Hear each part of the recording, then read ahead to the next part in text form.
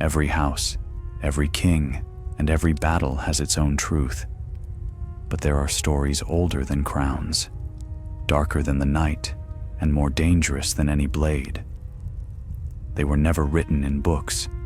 They were whispered to fire, to the trees, and to the dead gods. And today, we dare to uncover one of them. The waves broke hard against the black cliffs of Pike, their spray cutting the air like knives. Gulls wheeled and cried above the sea tower, where the wind was never still and the stones forever damp with salt. On that gray morning, the Iron Islands lay quiet, but it was the uneasy quiet that comes before a storm. The sea had taken Balin Greyjoy, or so the Meisters said. Some whispered that a strong wind had snatched him from his bridge between towers. Others swore they had seen a shadow push him, a dark shape with one eye bright as glass. Either way, his body was dashed against the rocks below, and the salt wives keened through the night as the waves claimed him. The sea-stone chair did not stay empty for long.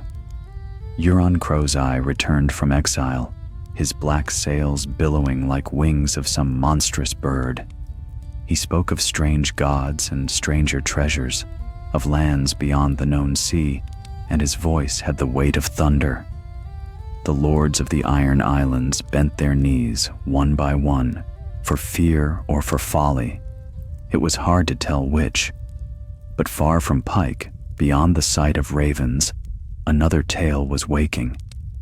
On Great Week, the largest of the Iron Islands, a small village clung to the cliffs, its huts built from driftwood and stone. Fishermen there spoke of a man who could calm storms, a man who had survived shipwreck when all others perished, a man with eyes the color of the deep. His name was Rogan Pike. He had lived as a fisherman and sometimes a reaver, never claiming more than the sea would give him. His hands were scarred, his beard tangled with salt, and his boat, a small patched vessel called Blackfin, was his only companion. Few knew his past, and fewer still cared to ask. But there was something in the way he carried himself, something quiet, hard, and noble, though he bore no sigil and wore no crown. One dawn, as the tide rolled out, Rogan pulled a drowned man from the surf. The corpse was young, his armor rusted, his lips blue, but his belt bore a clasp shaped like a kraken's head, the mark of House Greyjoy. Rogan dragged the body up to his hut and set about giving the man a sailor's farewell. Yet as he laid the dead man out, something fell from the armor. A small, carved token of driftwood, polished smooth by years of wear. It was a child's trinket, marked with a sigil of 3 krakens intertwined. Rogan froze when he saw it. He reached into a chest by his hearth and pulled out an identical token, worn on a leather cord. He had carried it since boyhood, though he no longer remembered where it came from, only that it was given to him before he was cast adrift. That night, sleep did not come easily. The wind howled, and the sea seemed to whisper secrets he could almost understand. When dawn came again, he rowed out to the Blackfin and sailed eastward toward Lordsport. There, he found the harbor brimming with ships bearing the Crowseye sigil. Men whispered of Euron's new conquest, the taking of the Shield Islands, the burning of Old Town's outer ships, and the summoning of a Kingsmoot upon Naga's Hill. Rogan listened in silence until a scarred reaver named Harl spoke of Balan's death. "Blown off the bridge, they say," Harl muttered into his ale. "But my cousin on Pike swears he saw a man shove him. Said he had one black eye and one blue. The crow's eye returned from hell." Rogan said nothing, but something in his chest stirred, a cold, hollow ache, like a forgotten memory clawing its way to the surface. That night, he went to the old sept ruins above the cliffs, where the wind sang through broken stones. There, He met Meister Colwyn, once sworn to House Drum, now a hermit who tended to the island's sick. The old man recognized him at once. "You've your father's eyes," Colwyn rasped, "and your mother's courage. I thought you long dead." Rogan frowned. "You know me?" "I served at Pike when Balan was lord," said Colwyn. "Your mother was a salt wife, Celise of Blacktide. Balin sent her away when she bore you, for his trueborns could not share a cradle with a bastard." Rogan's heart beat like war drums. "You lie." "I do not," said the maester softly. "You are Balin Greyjoy's blood. You were hidden on Great Week for your safety after your mother was killed in a raid. I thought the sea had claimed you." The sea wind howled through the ruins, and Rogan could taste the truth in it, bitter and briny. "Why tell me this now?" he asked. "Because Euron sits the Seastone chair," said Colwyn. "He will burn the islands to feed his madness.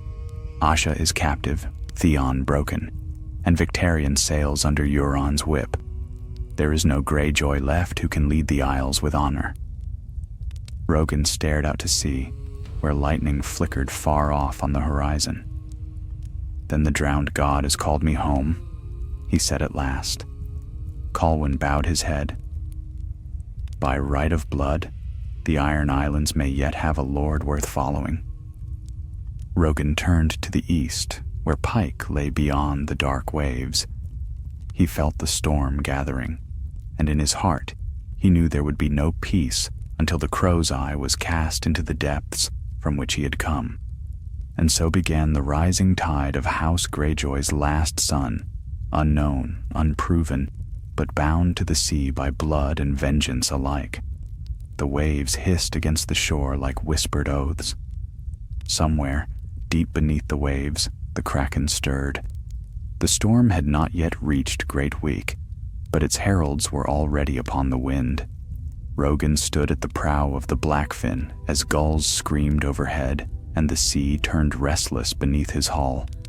He had not spoken since leaving the old ruins. The words of Maester Colwyn echoed within him, sharper than any blade. "Balin Greyjoy was your father." The sea mist clung to his hair, and the chill air stung his face, but his heart burned hot with purpose. He was not merely a fisherman, not some nameless son of the surf. He was of the blood of kings, iron-born, kraken-born, and the sea that had taken everything from him had at last returned something greater, a name. He docked at the port of Hammerhorn before dawn. The harbor lay silent save for the clatter of rigging and the groan of ships shifting with the tide. From the taverns, the sour stench of ale drifted through the mist. Rogan knew this place well. He had sold his catches here for years. But tonight, he did not come as a trader. He went to the hall of Lord Dunstan Drum, once a proud warrior and rival to Balin Greyjoy. The drums of House Drum had long been silent. Their ships burned in the war, but Dunstan still ruled from his hall, surrounded by his few loyal men. Rogan entered without ceremony. The old lord was seated by the fire, his long hair gone white, his one good hand clutching a cup of mead. His left arm was gone, lost years ago in a raid. He glanced up, eyes narrowing. "Who comes to my hall at this hour?" "Rogan Pike," came the answer, "fisherman of Great Wyke, but once of Pike itself." The old lord studied him for a long moment. "There's iron in your voice. Speak plain." Rogan stepped forward. "Euron Greyjoy sits the Seastone chair. You know what he is. A murderer, a blasphemer. He slew his brother, my father, Balin, and I mean to see him cast into the sea." A low murmur rose among the gathered men. Dunstan's gaze did not waver. "Your father? You speak bold, boy." "I speak truth. Ask your Meister. Ask Colwyn if he yet breathes. I am Balan's blood, born of Celise of Blacktide, hidden these 20 years. Dunstan's expression hardened. If this is deceit, it shall cost you your tongue. Then test my blood, Rogan said. You fought beside Balan. Look at me and tell me you see no trace of him. For a long moment, the hall was silent. Then Dunstan rose and came close enough for the firelight to touch Rogan's face. He studied him, his dark hair, the line of his jaw, the storm-gray eyes. When he spoke, it was with grudging belief. 7 hells. You've his look. A bastard son, then. By right of blood, Rogan said, and by the drowned god's will. The old lord turned toward his men. Bring him drink. The crow's eye is a plague upon us all. I've seen what he's done. Burned villages, men drowned for sport, boys sent to the silence and never seen again. If you're truly Balan's get, then the sea has sent you for a reason. That night, as they feasted on fish and black bread, Rogan told them his plan. Euron holds Pike, but his fleet is divided. Many captains curse his name in secret. I will find them, one by one, and bind them to a cause worth dying for. We'll take his ship, the Silence, and with it, his power. The sea belongs to those who earn it, not to those who defile it. Dunstan's men murmured, doubtful yet intrigued. But the old lord gave a grim smile. You'll need more than words. Euron's followers fear him like they fear the deep itself. Then I will show them something deeper, Rogan said.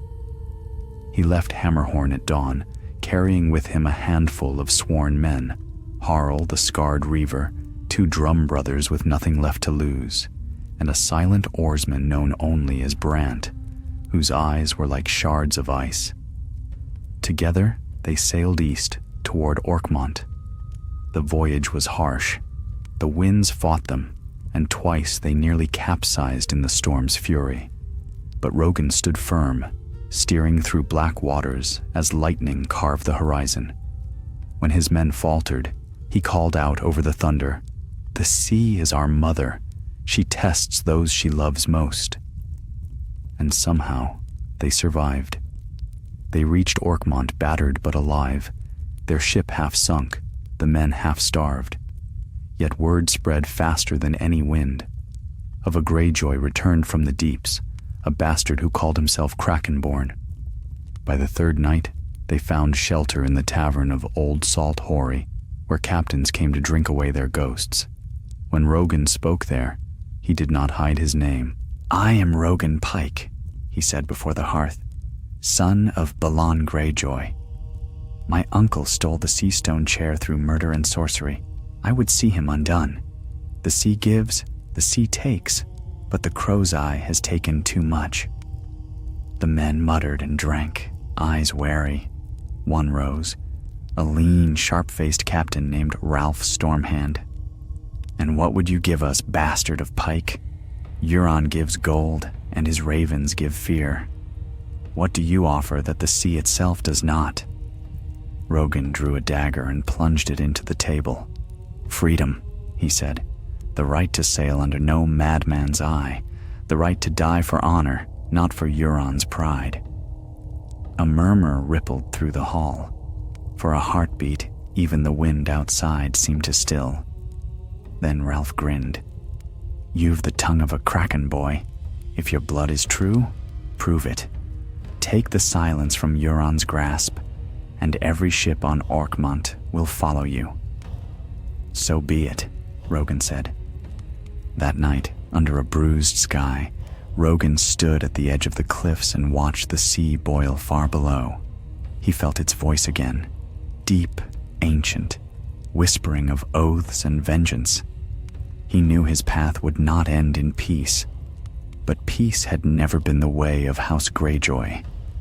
Somewhere beyond the dark horizon, the crow's eye ruled from his ship of horrors, and somewhere nearer, men began to whisper of a new kraken rising, a son of Balan returned from the sea, whose claim was not born of law or fear, but of blood and wrath. As dawn broke, Rogan turned his face eastward. The tide had shifted. The drowned god was watching. And soon, all the Iron Islands would remember the name Rogan Pike. By the time the next moon rose over the Iron Islands, Rogan's name had become a whisper carried by the tide. In the taverns of Lordsport, men told of a kraken's son come again. In the holds of ships, oarsmen spoke of a fisherman with the sea's favor, whose sails could outrun storms. Whether they believed it or not mattered little, for in the Iron Islands tales have power, and this one was spreading like wildfire through dry grass. Rogan knew he had little time before word reached Euron. The Crow's Eye would not ignore such rumors, so while his name spread, Rogan gathered strength. From Orkmont, he sailed to Blacktide, where he sought the kin of his mother. There, amid crumbling keeps and bitter hearts, he found Lady Mara Blacktide, a gray-haired widow who ruled her island with quiet resolve. She listened in silence as Rogan spoke of his blood and his cause. "I remember Selyse," she said when he had finished. "She loved the sea more than any man could, and it took her in the end. I never knew she bore Balan a son." "She did," Rogan said, "and now her son seeks to end the curse Euron has brought upon us all." Lady Mara studied him with eyes as sharp as broken shells. "You have her look, and Balan's stubbornness, but blood alone won't win you the Ironborn. Euron has given them victory, ships, spoils, gold.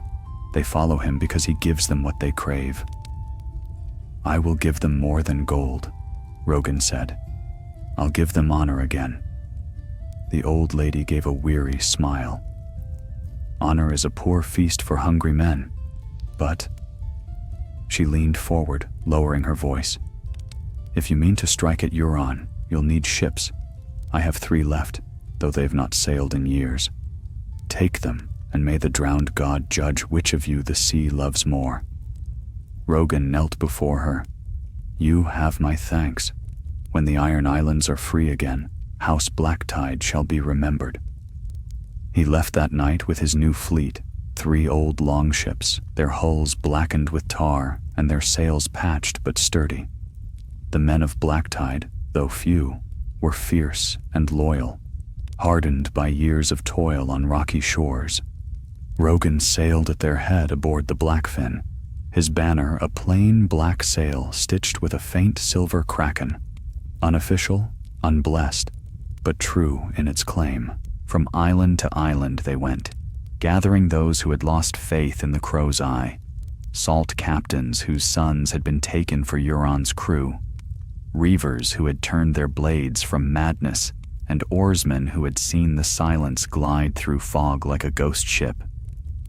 They came to Rogan because he promised something rare among Ironborn, a fight that meant more than plunder. It was on Saltcliff that Rogan first tasted betrayal. A captain named Christopher the Tall feigned loyalty, offering safe harbor and provisions. But as Rogan and his men feasted in the hall, the doors burst open, and Euron's men poured in, blades flashing, torches flaring. The battle was swift and brutal. Harl was struck through the shoulder with a spear. Brant, the silent oarsman, killed 2 before a crossbow bolt took him through the throat. Rogan fought like the storm itself, wielding a rusted axe that sang with each swing. He cleaved through Christopher's men, cut down their captain, and drove the survivors into the sea. When the fight was done, the hall burned behind them, painting the cliffs in red. Rogan stood amid the ashes, blood streaked across his face. "No mercy," he said. "No surrender. The Crow's Eye sends his hounds because he fears what rises in the deep." That night, as the flames died and the waves hissed against the rocks, Harl approached him. "You could leave now," the Reaver said. "Sail west to the Sunset Sea. Let Euron rot on his throne.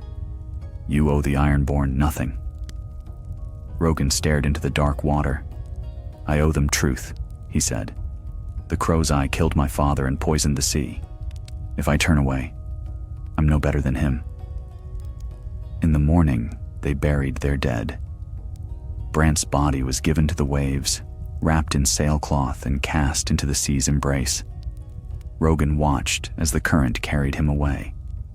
"What is dead may never die," he murmured, and for the first time, he truly felt the weight of those words. From there, they sailed east once more, toward Pike. The sea was cruel, tossing their ships like playthings.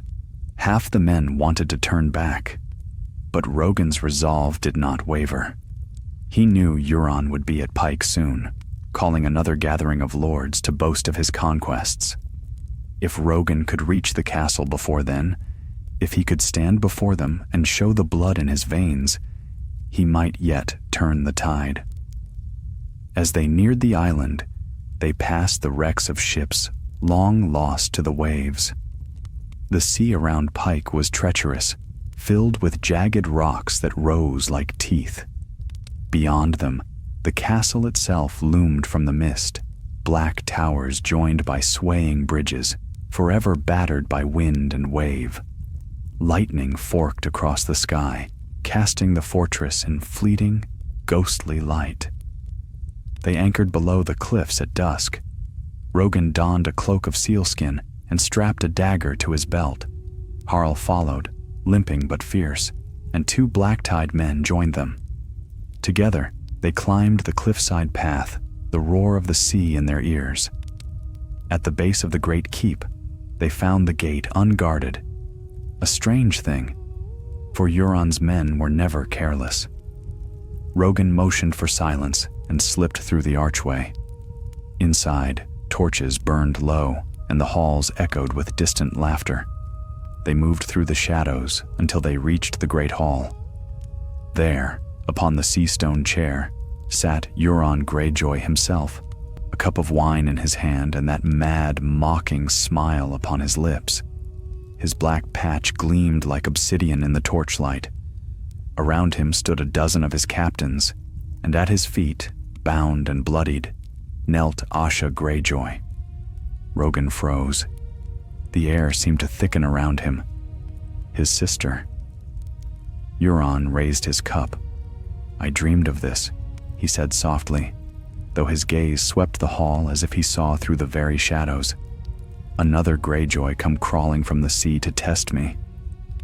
How many sons did the old fool sire, I wonder?" Rogan stepped forward, his voice steady.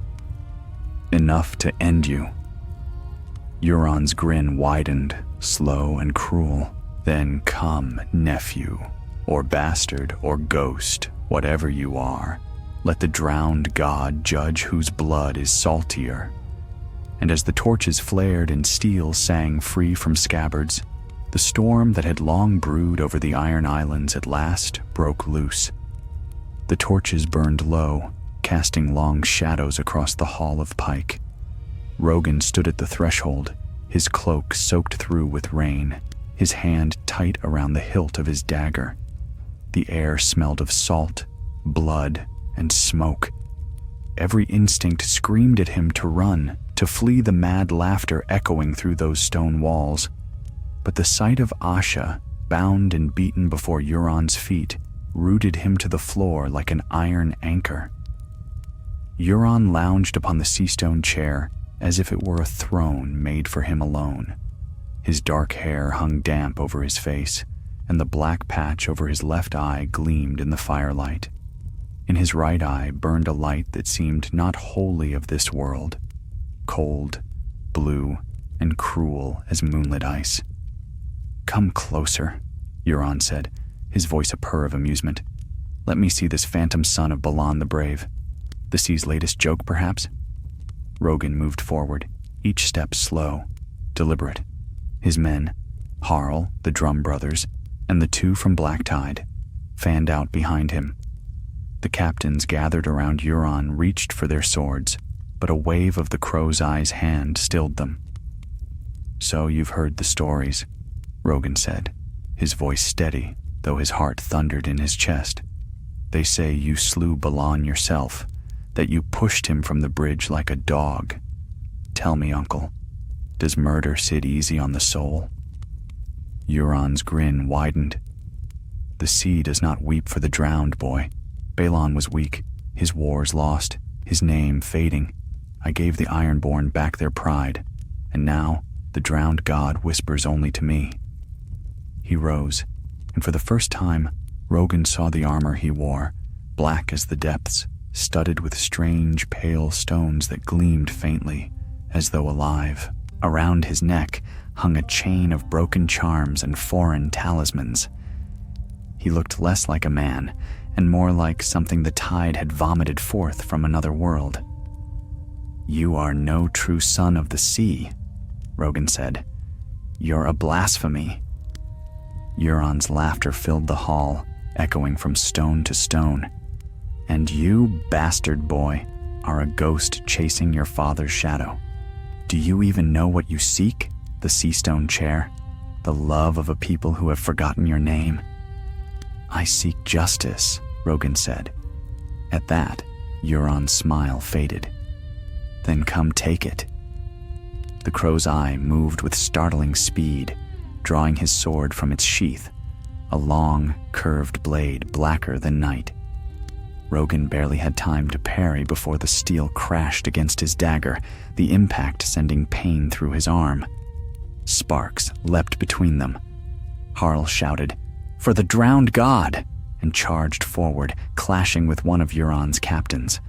The hall erupted into chaos, steel upon steel, men crying out as torches fell, shadows twisting and breaking. Rogan fought his uncle through the storm of blades. Euron's strikes were wild but strong, driven by madness.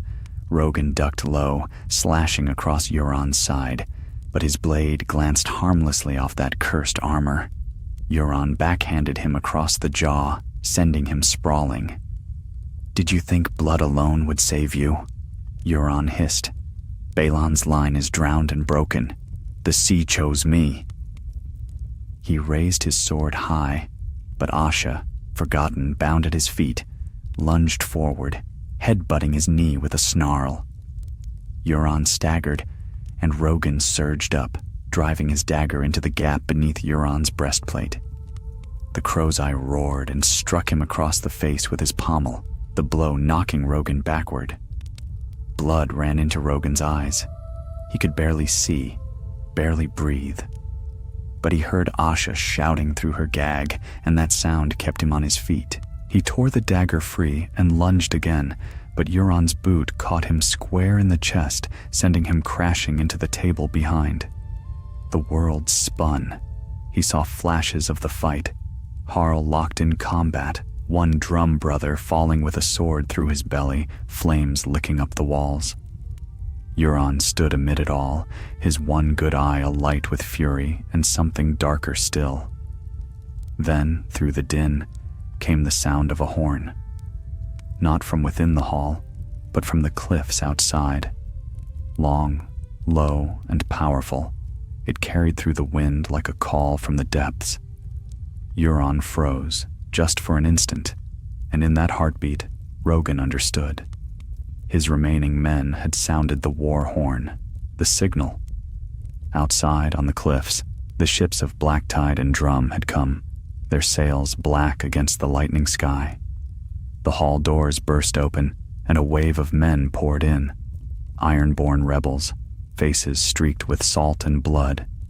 The battle turned. Euron's captains faltered. Rogan rose once more, seizing a fallen axe from the floor. He met his uncle's gaze across the chaos. "This ends tonight," Rogan said. Euron smiled faintly. "Nothing ends. The sea always hungers." They clashed again. Rogan's axe bit deep this time, breaking through the cursed armor at the shoulder. Euron staggered back, laughing even as blood spilled down his arm. "You have his strength," he wheezed. "Balan's through and through." Rogan lifted the axe again, but Euron spoke a word, a strange guttural sound, and the torches flared blue. The wind screamed through the shattered hall. A gust of salt air slammed into Rogan, hurling him to his knees. When his vision cleared, Euron was gone. The sea stone chair sat empty, bloodied, and the far doors hung open to the storm. "Asha!" Rogan gasped, cutting her bonds. She tore the gag from her mouth, her eyes blazing. "You're mad," she said. "Mad to come here. But gods, I've never seen anything braver." "He's fled," Rogan said, glancing toward the open doors. "He's running for his ship." Asha shook her head. "Then let him run. He'll come again, and when he does, we'll be ready." Outside, the rain poured like judgment. Harl limped to Rogan's side, his arm slick with blood. "He's escaped to the harbor," he said. "But we've taken Pike, at least for now." Rogan looked toward the sea stone chair. It seemed to watch him, carved from the black rock of the deep sea, its surface glistening with blood and rain. He felt the pull of it, cold and ancient, a throne that had broken the minds of men before him. He turned away. "Not yet," he said. "The Ironborn will not follow until the Crow's Eye is gone for good." Asha smiled grimly. "Then we hunt a kraken." And as thunder rolled across the sea, Rogan stepped into the storm once more, knowing that his uncle's shadow would not fade easily, and that the fate of the Iron Islands now rested upon the tide that bore both Greyjoys, blood of the same storm, toward one final reckoning. The storm raged across the Iron Islands for 3 days and 3 nights, as though the drowned god himself contested what had been done on Pike. The wind shrieked through broken halls, the sea pounded the cliffs, and lightning burned the sky white. Beneath it all, Rogan Greyjoy stood upon the sea tower, his hair whipping in the wind, his gaze fixed eastward. Somewhere beyond the rolling mists lay the silence, Euron's ship, black and terrible as a nightmare. Below, the castle was alive with noise. The men who had fought beside Rogan moved through the halls like restless ghosts, stripping the dead, binding the wounded, claiming the keep in the name of a house that most had thought ended. The Kraken banners were raised anew, black upon gray, but even the wind seemed uncertain of their right to fly. Asha found her brother at dawn on the 4th day. She was still bruised and bandaged from her imprisonment, but her eyes were sharp as ever. "You've done what no one dared," she said. "You've taken Pike from him." "For a night," Rogan replied. "Euron fled with 12 men. The Silence sails still, and the lords of the other islands won't rally to us until he's truly dead." She stepped beside him, watching the sea foam boil below. "You've your father's pride," she said. "But this war is more than blood. Euron's poisoned half the Isles with his madness. They worship him as a god." "Then I'll show them he can bleed," Rogan said. Asha studied him for a long moment. "If you mean to chase him, you'll need ships, and you'll need men who still believe in honor."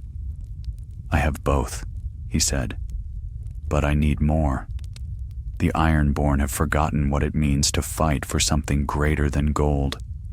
I'll remind them." She gave him a small, grim smile. "Then let's begin."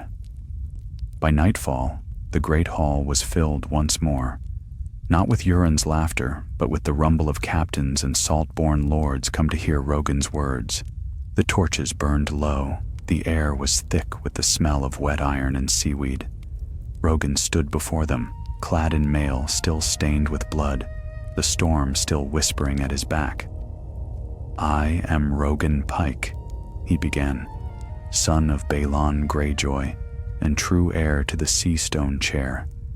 You have all seen what the Crow's Eye brings, madness, ruin, and death. He feeds you promises of power, while the sea takes your sons and your ships. Is that the way of the Ironborn? Is that the gift the drowned god meant for us?" A murmur ran through the hall. Some men lowered their eyes. Others met his gaze with suspicion. "The sea gives," Rogan said, his voice rising. But it gives only to those who earn its favor. Euron takes, as only cowards take, from those too broken to fight back. He calls himself a god, yet he hides behind dark magic and bloodshed. I say the drowned god is not with him. I say he has forsaken him. The hall fell silent. Then Harl, still limping from his wound, rose from the benches. "And you?" he called. "What do you offer, bastard son? What makes you different?" Rogan met his gaze. "I offer no gold, no crowns, only this, the chance to make the Ironborn feared again, not for cruelty but for strength, for honor, for freedom." The silence that followed stretched long as a tide's breath. Then Asha stepped forward, her voice clear and cutting. "I fought beside this man when he stormed Pike. He bled for every inch of it. If any doubt his blood, let them look upon him and see Balin's fire reborn. I would follow him, and I am Greyjoy." That turned the tide. One by one, the captains rose, men of Blacktide, of Orkmont, even a few from Great Week. By the time the torches burned low, Rogan had won half the Iron Islands to his cause.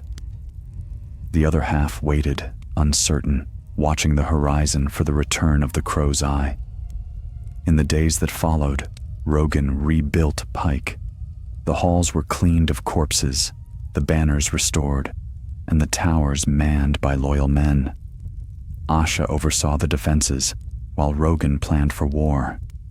It was then that a raven came, from Old Wick, the Isle of Naga's bones. The message bore no seal, only a scrap of parchment marked with a single black eye. Rogan read it by candlelight. "The sea remembers all things. Come to Old Wick if you would see the face of your god. The Crow's Eye awaits." Rogan crushed the parchment in his fist. "He's calling a Kingsmoot," Asha said when she heard. "Again. The mad fool means to show the islands that even you cannot defy him." "Then we'll go," Rogan said. "Not as guests, but as conquerors." They set sail before dawn. The fleet was small, 8 ships, their sails patched and black, their men grim and silent, but their hearts were steady. The sea was calmer now, though the wind carried a strange whisper, as if the ocean itself watched them pass. By the second night, Old Wick rose from the mist ahead, a jagged spine of rock crowned with the ruins of Naga's Hill. Fires burned there, and Rogan could see the faint shapes of ships anchored offshore. Hundreds, maybe more. They landed under the cover of darkness. Rogan and his closest men climbed the narrow path up the cliffside. The wind howled, and the waves below crashed like drums of war. As they neared the summit, they heard the chants, the old songs of the drowned men, deep and sonorous, carried through the air. At the hill's crest, torches ringed the ancient stone circle. There, before the carved ribs of Naga's bones, stood Euron Greyjoy. His black armor gleamed in the firelight, and in his hand he held a horn bound in gold and carved with runes that pulsed faintly with light. He smiled as Rogan approached. "You came. I knew the sea would not let you hide." Rogan stopped a dozen paces away, his men spreading out behind him. "You called me here to die, uncle." "To live forever," Euron said softly. "I have seen the halls beneath the waves. The drowned god waits, but not for worship, for conquest. He whispered your name to me, nephew. He said you were mine to break." "You'll find me harder to drown," Rogan said. Euron lifted the horn and pressed it to his lips. The sound that came forth was not music, but madness, a roar like the tearing of the sea itself. The firelight flickered, and the air grew heavy. The sea surged against the cliffs as though answering some ancient call. Men screamed as the waves rose higher, crashing against the bones of Naga's Hill. Rogan felt the ground tremble beneath his boots. Euron's laughter rose above it all. "See, nephew," he cried. "The sea obeys me. The drowned god is mine." Rogan's heart thundered, but he did not falter. He seized a fallen spear and hurled it. The weapon struck the horn, shattering it in Euron's hands. A shockwave tore through the air, and for an instant, all sound died. Then came the silence before the storm. The waves fell still. The fires dimmed, and from the depths below, something vast stirred. A shadow moving beneath the black water, older and more terrible than any kraken men had ever known. Euron's smile faded. Rogan met his gaze and spoke low, almost a whisper. "You've woken something that cannot be tamed." The sea answered with a roar. The roar of the sea drowned every voice upon Old Week. The waves surged higher than the cliffs themselves, and for a moment, all the gathered Ironborn, lords, captains, and priests alike, fell silent before the power that rose from the depths. The night sky split with lightning, and the bones of Naga's Hill gleamed white as the teeth of a leviathan. Rogan stood firm, his cloak whipping in the gale, his eyes fixed upon the black waters below.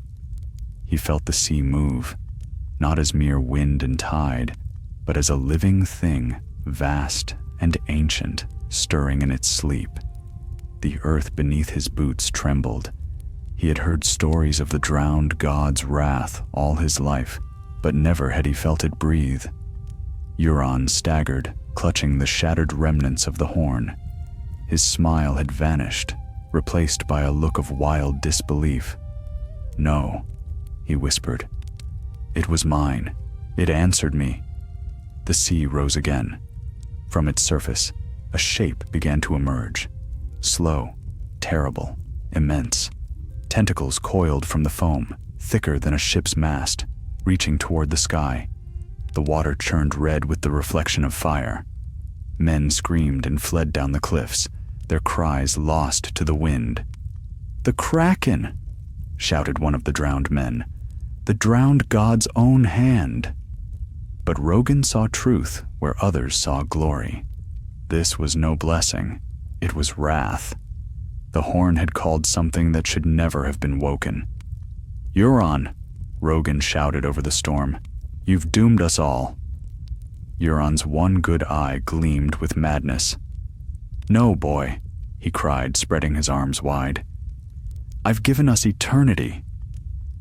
The beast's shadow fell over the hill as a tentacle struck the shore, shattering stone like driftwood. Rogan leapt aside, the ground breaking beneath him. Men were hurled screaming into the sea. The Kraken's roar shook the island to its roots. "Back to the ships," Rogan roared. "To the ships, or we all drown." Asha appeared through the chaos, blood streaking her face. She grabbed Rogan's arm and pulled him toward the path.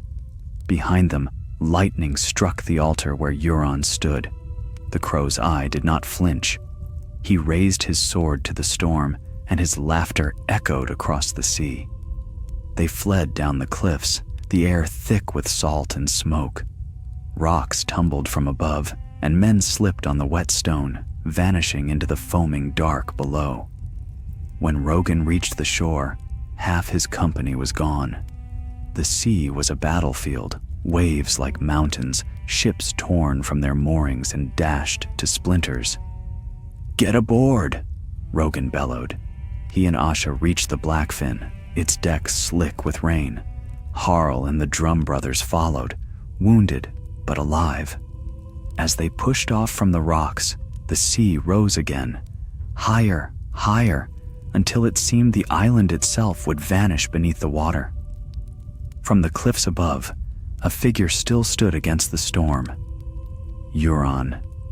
His black armor glimmered like wet obsidian. For one heartbeat, Rogan saw his uncle silhouetted against the lightning, his arms still raised to the sky as if in triumph. Then the sea swallowed him. A wave taller than the towers of Pike came crashing down, and the world turned to chaos. Rogan's vision filled with water and fire, his lungs burning as the Blackfin was lifted, hurled, and torn apart. He was thrown into the cold embrace of the sea. For a long while, there was nothing but darkness. He sank through it, the weight of the ocean pressing against his chest. He thought he heard whispers in the current, faint voices calling his name. Balan's voice, his mother's, the drowned men chanting far above. Then another voice, a deep, hollow murmur that seemed to come from the heart of the sea itself. Blood of Kraken, child of storm. The sea gives, the sea takes. But not you, not yet. Rogan gasped as air filled his lungs once more. He broke the surface, choking, the rain cold against his face. Around him floated wreckage, broken masts, and the bodies of the drowned. He caught sight of a floating beam and dragged himself onto it, shivering. The storm had begun to fade. The sea, once raging, was now eerily calm. The beast was gone, vanished into the deep, leaving only silence and ruin in its wake. Hours later, a ship found him, a black-tide vessel, battered but afloat. They pulled him aboard, half dead and freezing. Asha stood there, drenched and pale, a blood-soaked bandage around her arm. "You're alive," she breathed. "Barely," he rasped. "Euron." She shook her head. Gone. No man could survive what the sea did to that island. The drowned gods taken him. Rogan sat against the mast, staring back at the dark horizon where old Weak had stood. Smoke rose faintly from the sea, marking where the hill had been torn apart. "Then it's done," he said. Asha looked at him for a long moment. "Done? You think the crow's eye dies so easily? Men like him don't vanish. They haunt." He wanted to argue, but deep down, he knew she spoke truth. The sea had taken Euron, but Rogan could still feel his uncle's shadow clinging to the waves, whispering in the crash of the tide. They sailed for Pike. The Ironborn greeted Rogan as both hero and curse-bearer. Some said he had banished a demon, others said he had summoned one. But all agreed that Euron's reign was ended and that Balin's blood now ruled the Iron Islands once more. On the 7th day, Rogan stood again in the hall of Pike before the sea-stone chair. The torches burned low, their light flickering against the dark stone. Asha stood at his side. "The sea chose you," she said softly. "Whether you wanted it or not?" Rogan looked at the chair, its cold, glistening surface carved with the likeness of waves and tentacles. He touched it once, then turned away. "No," he said. "The sea chose us both. I'll not sit upon that throne alone." But as the wind howled through the broken windows, carrying the scent of salt and the whisper of waves, Rogan thought he heard something beneath the storm. A faint laugh, low and cruel, carried from the depths. He turned toward the dark horizon, and for a heartbeat, he saw a light far out upon the sea where no ship should sail. A single flame, flickering like an eye. Rogan's blood ran cold. The sea, after all, gives nothing freely. The sea was calm again, though it seemed a calm born of exhaustion rather than peace. For weeks after the storm that swallowed Old Wick, the Iron Islands held their breath. The waves lapped gently against the shores of Pike, and gulls returned to their high nests, their cries sharp and thin against the wind. Yet the air still carried something heavy, something that whispered of vengeance and things unfinished beneath the depths. Rogan Greyjoy had survived where few others had. Word spread through the islands that the bastard son of Balan had defeated the Crow's Eye and returned from the sea unbroken. The drowned men called it divine providence. The common folk called it a miracle, but Rogan himself knew better. He had not defeated Euron. He had merely survived him, Each night, when he slept, he dreamed of the storm. He saw Euron standing atop Naga's hill, his arms raised to the sky, his one blue eye alight with madness. He dreamed of the horn scream, of the sea splitting open, of tentacles the size of towers dragging ships beneath the waves. And always, as the dream faded, he heard laughter, distant, cold, and patient. He would wake drenched in sweat, staring into the dark, his hand reaching for the dagger at his bedside. The Ironborn had named him Lord of Pike now. The Seastone chair was his by right of blood, and though he had no wish for crowns, the weight of the title clung to him like chains. The captains came, swore oaths of salt and steel, and pledged their loyalty. Asha ruled beside him, her voice sharp and unyielding. Together they rebuilt what had been shattered. Ships were reforged from wreckage. Villages repaired their harbors. The black tide and drum banners flew beside the Greyjoy Kraken once more. Yet beneath the rebuilding, unease grew. Sailors whispered that the tides had changed. Strange lights were seen far out at sea, blue and flickering, moving against the wind. Entire fishing boats vanished without trace, their nets found days later tangled in the rocks, torn and slick with something like ink. On the 13th night after the storm, a ship came drifting into Lordsport without a soul aboard. Its sails hung in tatters, its deck covered in barnacles, though it had been gone only days. The figurehead, a mermaid carved from black oak, was scorched as if by fire beneath the sea. Rogan went himself to see it. He stepped aboard at dusk, the wooden planks groaning beneath his boots. The air smelled of rot and iron. Asha followed, torch in hand. "There's something wrong here," she muttered.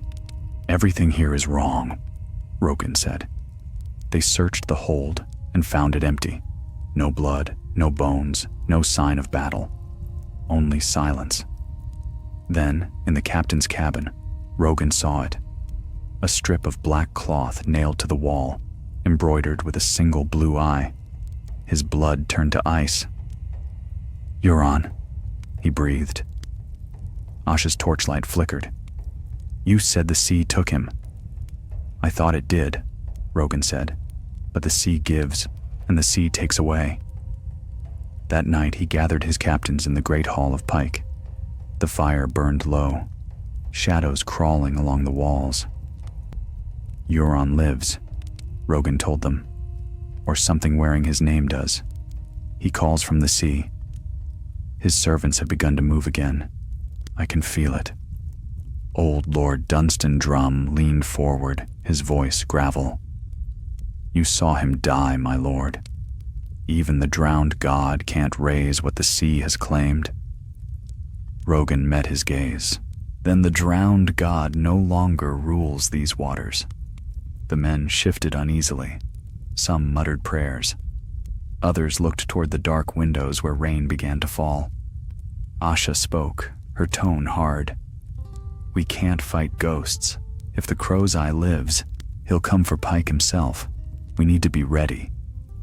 "Ready," Rogan said, "for something none of us can understand." That night, another dream came. Rogan stood on a beach of black sand beneath a sky filled with stars that did not move.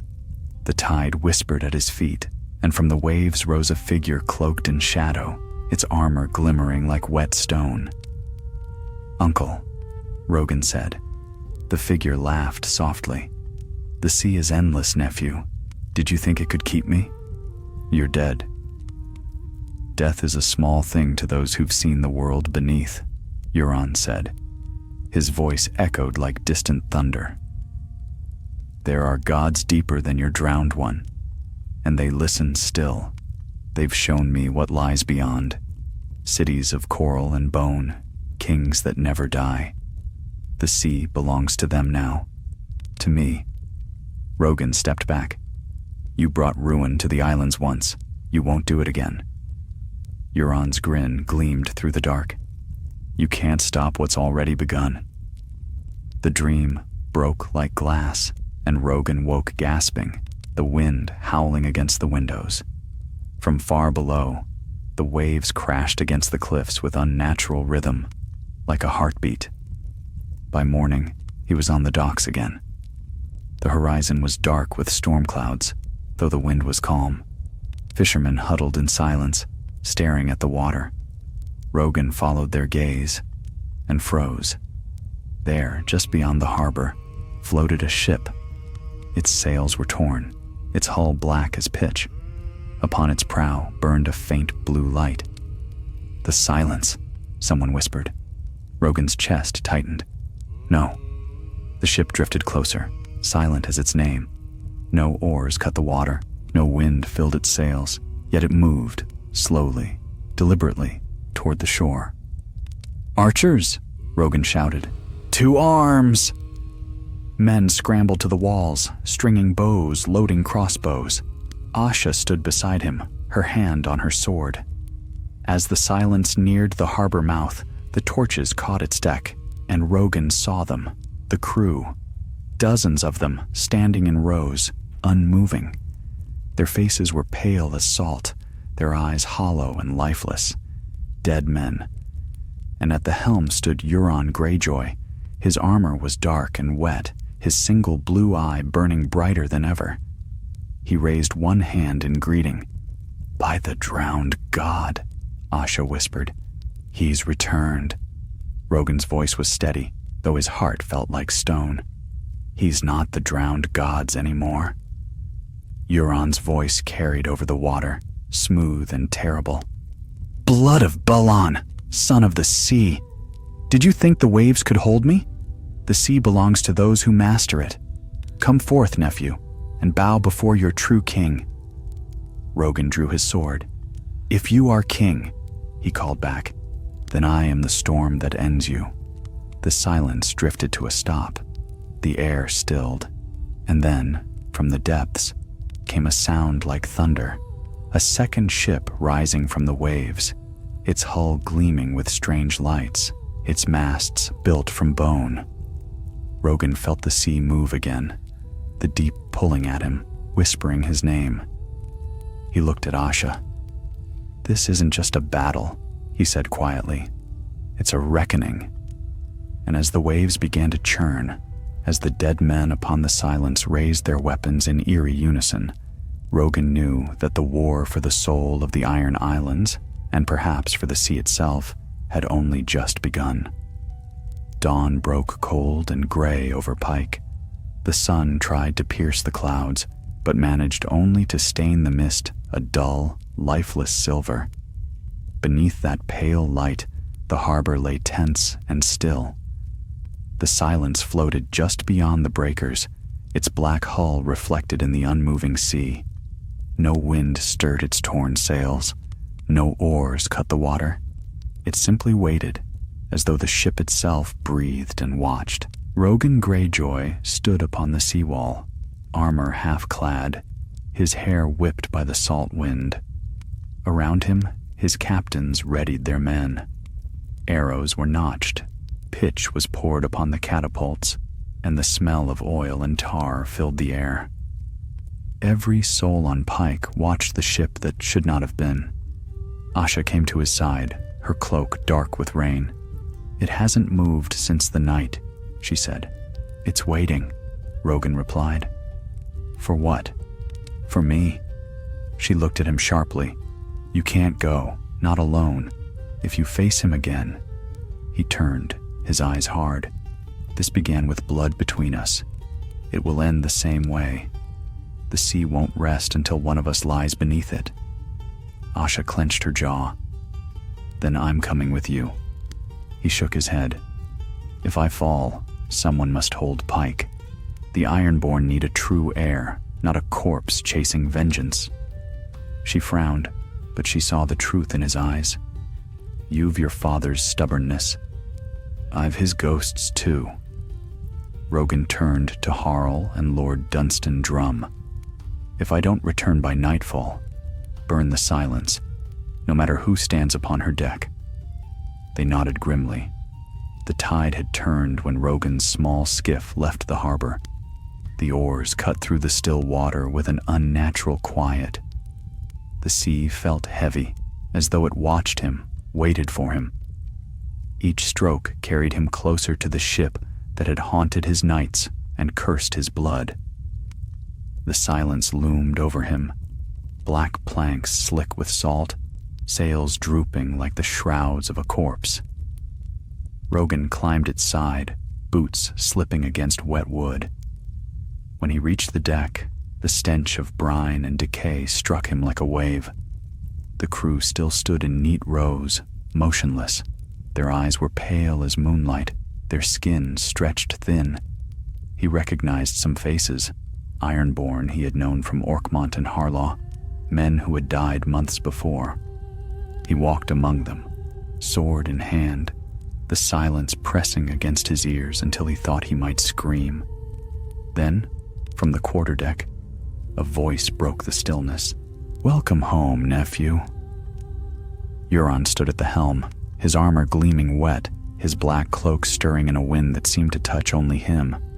His patch was gone, and both eyes gleamed now, one dark as the abyss, the other shining blue, brighter than any flame. "I wondered when you'd come," he said, smiling faintly. "The sea told me you would." Rogan raised his sword. "The sea tells many lies." Euron chuckled. "Not to me. It showed me your face long before you were born. You think you're Baelin's son? You think your claim matters? You are what I made you, my blood, my shadow." Rogan frowned. "You speak madness." "Madness?" Euron spread his arms. "You saw it, didn't you? The city beneath the waves, the halls of coral and bone. The sea called to you that night. You heard its voice." Rogan hesitated, memories of the storm flickering behind his eyes. The whispers, the light beneath the water, the voice that had spared him. Euron's grin widened. "Ah, you did. You carry it still. The sea chose you because I bade it. I opened the way and it marked you as mine. You are the proof of my divinity." Rogan's rage flared like fire. "You're no god. You're a monster. And what are gods but monsters who've won?" With that, Euron drew his blade. The sword shimmered with a light that was not of this world, blue and green like the depths of the ocean. The air around it rippled. Rogan struck first, steel meeting sorcery. The clash rang across the deck, sharp and terrible. Sparks flew and the ship itself seemed to groan beneath them. Euron fought like a storm given flesh, his strikes fast and cruel, his laughter echoing over the water. "You can't kill what's already drowned," he roared. Rogan ducked beneath a swing, slashing at Euron's side. His sword bit deep, and dark blood spilled onto the deck. But instead of falling, Euron laughed. The wound closed before Rogan's eyes, the skin knitting itself together like the sea swallowing a stone. "You see?" Euron said softly, "The sea gives me life eternal." Rogan's pulse pounded in his ears. He struck again and again, but each blow only seemed to feed the madness in his uncle's grin. The dead crew turned their heads toward the fight, their mouths opening in silent screams. Rogan backed toward the mast, his blade trembling in his hand. "You can't be killed," he whispered. Euron tilted his head. "Not by men, but by the sea, perhaps." The ship lurched suddenly, as if something massive had struck it from below. Rogan stumbled. The deck split with a groan, seawater surging through the cracks. Euron's smile faltered. The silence shuddered again. A deep sound rose from beneath the waves, low, ancient, furious. "The sea remembers," Rogan said. He seized a fallen harpoon and drove it into the mast, cracking open a barrel of oil. The liquid spilled across the deck. Euron laughed again, though uneasily this time. "You'll burn us both?" "If the sea won't take you, fire will." Rogan struck flint to steel. Sparks caught the oil, and flame roared to life. The silence burned, the heat rising even as seawater poured over the rails. Euron staggered, his laughter breaking into a snarl. "You think this ends me?" he bellowed. "The sea is mine." Rogan met his gaze. "Then drown in it." He drove his shoulder into Euron's chest, forcing him toward the railing. The two men struggled, locked together in fury and fire. The flames licked their armor, smoke stung their eyes, and the sea howled beneath them. With a final cry, Rogan heaved, and both men tumbled into the waves. The cold struck like knives.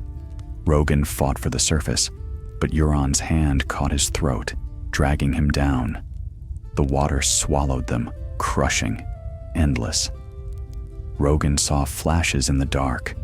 Euron's face, the blue light of his eye, the shadow of something vast moving above. The voice of the sea returned, whispering in a tongue he could not understand. He reached for his dagger and drove it into Euron's chest. Blood, dark and thick as tar, spilled into the water. The grip on his throat loosened. Rogan kicked free, rising toward the faint light above. His lungs burned, his vision dimmed, and just before the sea closed over him, he saw Euron sink, his blue eye flickering once, then fading into the dark. When Rogan awoke, he lay upon the shore. The silence was gone, the horizon empty. The sun had risen again, painting the waves in gold. Asha knelt beside him, her face pale with relief. "You're alive," she said. Rogan stared at the sea, the surf washing over his boots. "He's gone," he murmured. "This time, the sea keeps him." Asha followed his gaze. "And you? What does the sea keep of you?" Rogan did not answer. He could still hear the whisper beneath the waves, soft and knowing. The sea had claimed his uncle's body. Yes, but it had left something behind in Rogan's blood, something deep and cold that would never sleep again. He rose slowly, the wind tugging at his hair. "The sea gives," he said quietly. "The sea takes, but it never forgets." And as he turned from the water, the tide rolled in once more, carrying with it a single piece of driftwood, blackened, charred, carved with a single blue eye that stared, unblinking, toward the shore. The days after Euron's fall passed like the slow turning of a tide. Rogan lingered upon Pike in silence, watching the horizon from the high battlements. He did not sleep easily. Each night, dreams came to him, strange and heavy dreams of the deep. He saw lightless halls beneath the waves, where great doors of shell and stone yawned open to welcome him, and things with many eyes whispered his name through mouths that were not mouths at all. When he woke, his body ached as if he had fought all night, his heart hammering like the waves against the cliffs. Asha ruled in his stead while he recovered. She sent ravens to every isle, declaring the Crow's Eye dead, and the Iron Islands united once more under Balan's blood. Many came gladly, weary of war and madness, but some came slow, and some not at all. The fear of Euron had sunk deep into their bones, and whispers lingered that he yet lived, that the silence still prowled the western seas when the moon was full. Rogan tried to silence those whispers with reason, yet he could not shake the feeling that the sea still watched him. He would stand at the window of his chamber, gazing out to where the waters turned black at dusk, and sometimes he thought he saw a faint gleam there, blue and cold, vanishing whenever he blinked. On the 14th night, when the wind rose and rain came down like spears, a bell sounded in the keep. A ship had been sighted. Rogan was already armed when Asha burst into the hall. "It's one of ours," she said breathlessly. "The Krakens roar out of black tide, but the crew—" She did not finish. Together they went down to the harbor, where torches flared through the mist. The Kraken's roar drifted toward the dock, its hull battered, its sail torn in half. Men waded into the surf and hauled it close. When the ship touched stone, Rogan climbed aboard. The deck was slick with seawater and blood. Bodies lay scattered like driftwood, their faces pale and empty-eyed. The smell of brine and rot filled the air. One man still lived. He crouched near the mast, muttering to himself, his hair stiff with salt. Rogan knelt beside him. What happened? The man's eyes rolled toward him, wide and wild.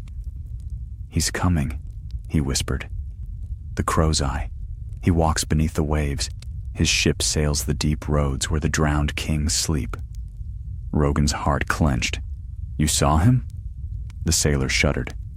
Not him. His voice. It spoke through the sea. The dead rose from the water and followed it. We fled, but they found us in the night. The silence is not gone, my lord. She sails without wind or oar, her hull full of ghosts. He coughed once, blood spilling down his chin, and fell still. Asha stared at her brother. The crow's eye was destroyed. You saw him die.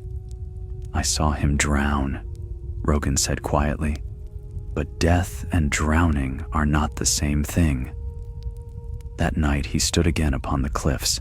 Lightning laced the sky, the rain cutting cold against his skin. Below, the sea was restless, tossing white-capped waves against the rocks. The voice of the tide was louder now, almost like words. Rogan. He turned, half expecting to see Euron behind him, grinning with that mad blue eye. But there was only the wind and the sea. He went to Maester Colwyn the next morning, the old man who had once revealed his birthright. The Maester's chambers smelled of parchment and salt. Rogan told him all, the dreams, the ship, the whispers in the waves. Colwyn listened gravely. There are old tales, my lord, older than the drowned god. The first men of the Isles spoke of beings that lived beneath the sea before man ever set foot on stone. They called them the Deep Ones. Some say the drowned god was their king once, and that those who listen too closely to the waves hear his servants, not him. Rogan frowned. You think Euron found them?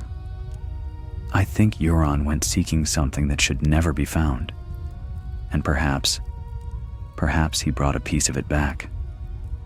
Rogan left him without a word. That night, he dreamed again. He stood upon the deck of the Silence, the sea black beneath his feet. All around him, the dead crew stared with empty eyes. Euron was there too, his armor glinting faintly in the starlight, his face calm as a drowned man's. Did you think the sea would keep me? He said. You carry my gift within you. The sea marked us both, Rogan. Blood of Kraken, flesh of storm. You can no more kill me than you can kill yourself. Rogan felt the cold press of the water rise around his ankles, climbing higher. You're nothing but a ghost. Euron smiled. Then drown with me. The sea surged upward, swallowing the sky, and Rogan woke screaming. Asha burst into his chamber, sword in hand. He waved her off, chest heaving. A dream, he gasped. Just a dream. But even as he said it, he could hear the distant sound of the surf, louder than before, pounding in strange rhythm, like a drumbeat calling men to war. By dawn, the tide had risen higher than any man remembered. Villages along the coast reported waves sweeping inland, drowning livestock and tearing boats from their moorings. At midday, a raven came from Great Wick. A fleet had been sighted off the western horizon. Ships with black sails and no banners, sailing without wind. Rogan stood in the war room as the rain lashed the windows. It's him, he said simply. Asha stared at the map. You can't know that. I do. The sea's been warning us. Lord Dunstan slammed his fist on the table. Then we strike first, burn them before they reach our shores. Rogan shook his head. Fire cannot kill what's already drowned. We meet them at sea. The captains murmured their assent, some out of faith, others out of fear. Before sunset, Pike's fleet was ready. The ships of Blacktide, Drum, and Harlaw joined them, sails dark as storm clouds, their oars biting into the churning water. Rogan stood at the prow of the Blackfin, the salt wind in his hair, the taste of iron on his tongue.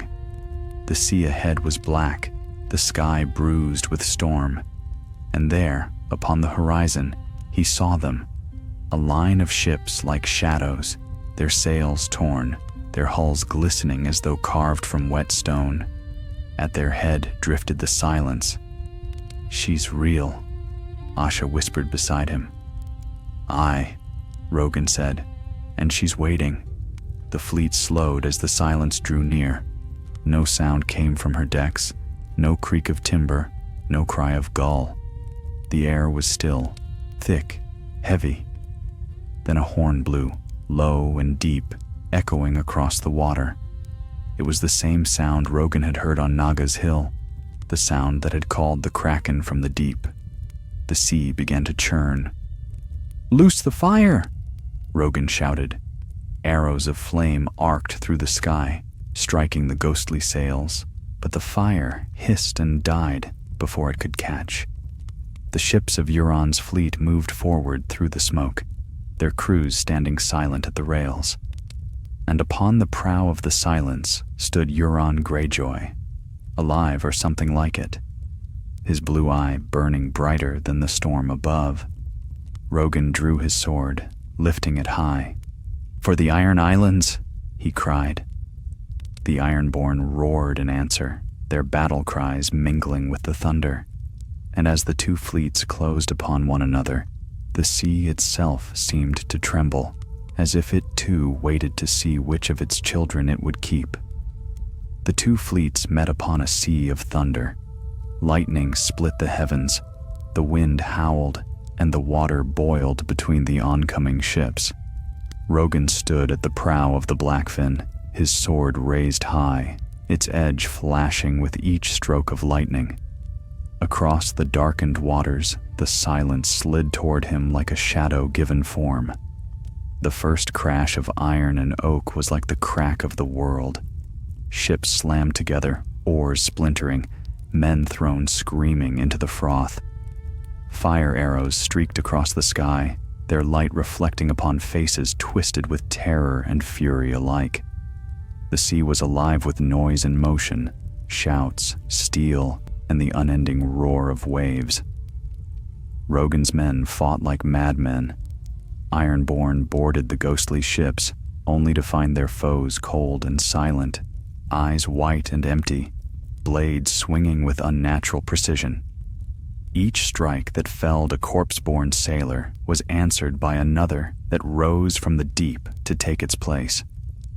"Cut the ropes!" Rogan shouted. "They're trying to bind us!" But even as he spoke, chains of black iron snaked through the water, coiling around the Blackfin's hull. Rogan's ship shuddered as unseen hands pulled from below. He looked down into the dark water and saw faces staring up at him. Faces pale and bloated, eyes burning faintly blue. The sea had become Euron's army. "Rogan!" Asha cried from the quarterdeck. "The silence! She's coming about!" He turned. The great ship was gliding toward them, its torn sails billowing through no wind blew. On its prow stood Euron Greyjoy, his cloak whipping behind him, his sword glowing faintly with the same deep-sea light that filled his one blue eye. "Crow's Eye!" Rogan bellowed. "Face me, if you dare!" Euron raised his sword in silent answer. The sea between them heaved upward, throwing both ships apart before dragging them together again. Rogan's men fought to keep their footing as the silence loomed above them, its shadow swallowing the deck. Then the two ships collided, the crash so fierce that masts cracked and waves surged high enough to drench the decks. Euron leapt the gap as if born of storm itself, landing lightly before Rogan.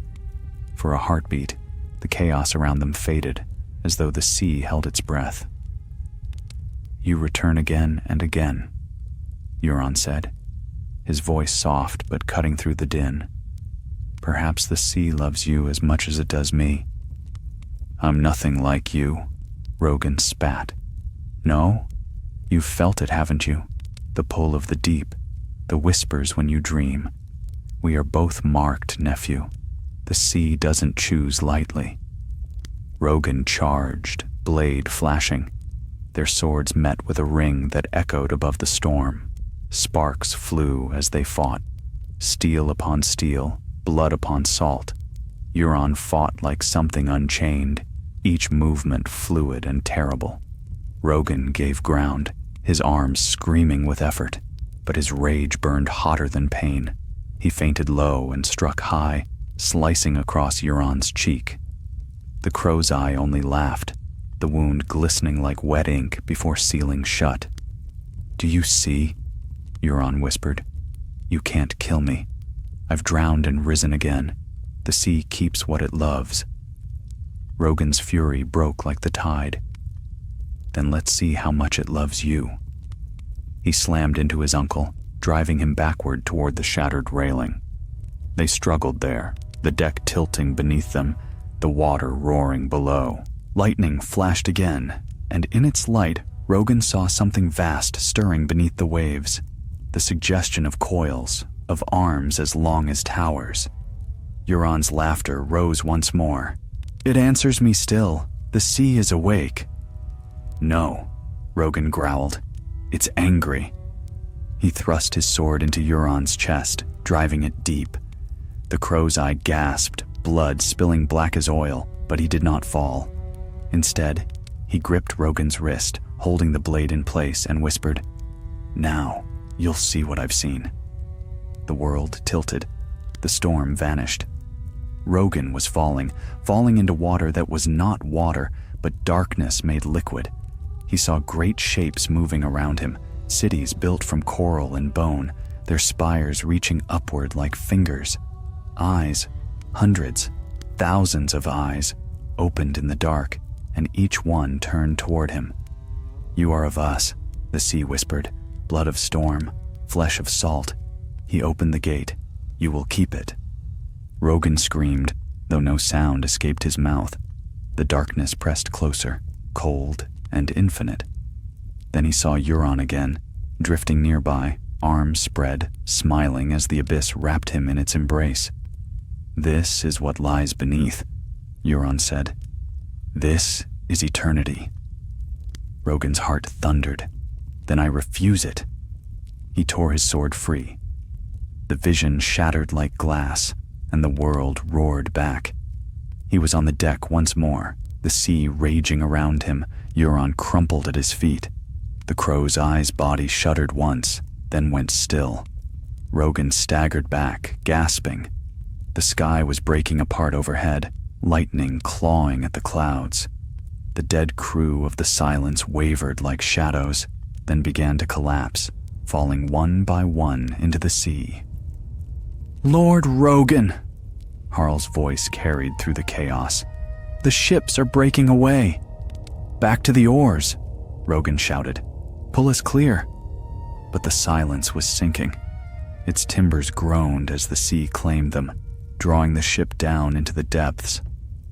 Rogan turned to leap for the Blackfin, but a hand seized his ankle, cold, iron hard. Euron's body jerked upright, his eye blazing once more. "You can't escape me, nephew," he hissed, water pouring from his mouth. "The sea is forever." Rogan swung his blade, severing Euron's hand. "Then drown forever." He leapt clear as the ship went under, swallowed by the storm. Hands pulled him aboard the Blackfin. Asha was there, soaked and bloodied, but alive. "He's gone?" she shouted over the wind. Rogan nodded, though he did not believe it. The sea's taken him again.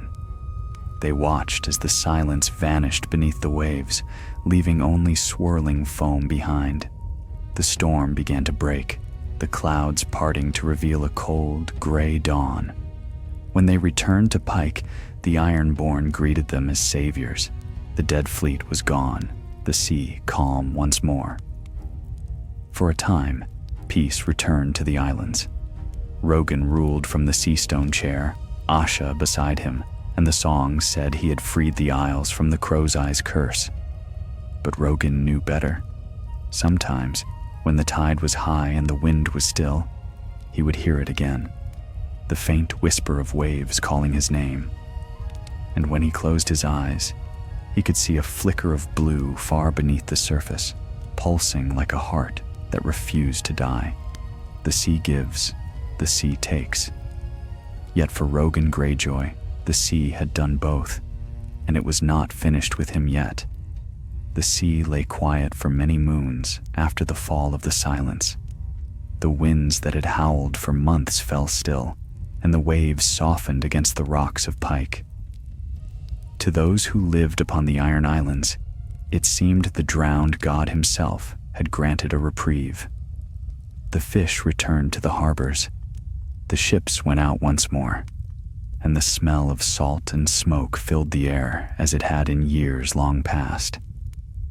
Yet to Rogan Greyjoy, the calm was an illusion, a silence before something greater. He ruled from the Seastone chair now, though he had little love for the throne. Each morning, he sat upon it only as duty demanded, his hands clasped around the arms carved like Kraken's tentacles. The stone was cold even through his gloves, and he often felt the faintest pulse within it, as though the sea itself lived inside that ancient black rock. Asha kept the captains loyal, Harl oversaw the ports, and Meister Colwyn served in council. Still, Rogan found no peace. The sea called to him, even in his sleep. He dreamed of endless deeps, of a whisper that came from beneath the waves, his uncle's voice, or perhaps something older still. Sometimes it beckoned with promises of power. Sometimes it cursed him in a tongue he could not name. He would wake with salt upon his lips and the sound of the tide echoing in his ears, though the night was still. On the 12th night of winter's first storm, a raven came from the outpost at Great Wyke. The bird's feathers were soaked, its eyes wild. The message it carried bore no seal, only one line, written in a trembling hand. The sea walks. Rogan rode for Great Wyke with 20 men. The wind tore at their cloaks as they crossed the iron bridges between isles, the sea below gray and merciless. When they reached the western shore, they found the village half buried in sand and ruin. Houses had been torn apart as though by a giant's hand. Boats lay shattered upon the cliffs. "What did this?" Asha asked, kneeling beside the wreck of a longship. Rogan ran his fingers along the splintered hull. The wood was gouged, not burned. No fire, no catapult. Something pulled it apart. Harl spat into the wind. "A storm, maybe." "No storm leaves marks like this," Rogan said. They found the bodies farther inland. Fishermen, their faces white as bone, their eyes black as pitch. Some had drowned, though they lay miles from the shore. Maester Colwyn crossed himself in the sign of the Seven, though he had long renounced them. "This is no work of man," he said softly. Rogan stood upon the cliffs and looked west. The sun was sinking behind the horizon, bleeding red into the sea. In that light, he thought he saw something vast moving far out where the waves met the sky, a shape half seen, vanishing as soon as he blinked. That night, as they made camp, he dreamed again. He was standing beneath the waves, though he did not drown. The water was clear and cold, and before him stretched a vast plain of sand and stone. Upon it rose towers of coral, and beyond them, something immense, coiled and sleeping. 1,000 eyes blinked open in the dark. "You cannot fight what you are," the voice said. It was not Euron's voice, though it was close. "Blood of Kraken. You are the gate. Rogan woke, gasping, his hands trembling.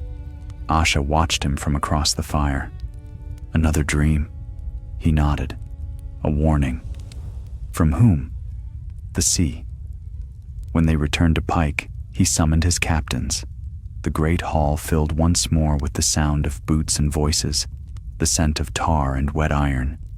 Something stirs beneath the waves, Rogan told them. Something Euron awakened has not gone back to sleep. Lord Dunstan frowned. You speak of ghosts again. The sea has always taken what it will. This is no taking, Rogan said. This is claiming. Murmurs rippled through the crowd. Some scoffed, others crossed themselves. But among the older captains, there was fear. They had all heard the old songs, the ones whispered only on the blackest nights, about the gods who ruled before men, who lived beneath the sea and fed upon the drowned. What do you mean to do? Asha asked. Rogan looked toward the open windows, where the wind carried the scent of salt. If the sea means to claim us, then I will meet it. I'll find what Euron stirred and end it before it comes for us all. Alone? I'll take only those who will follow. This fight is mine, not the island's. Asha stepped forward, her eyes fierce. Then I'm coming. Harl slammed a fist to his chest. And I. Rogan gave them a grim smile. Then we sail at dawn.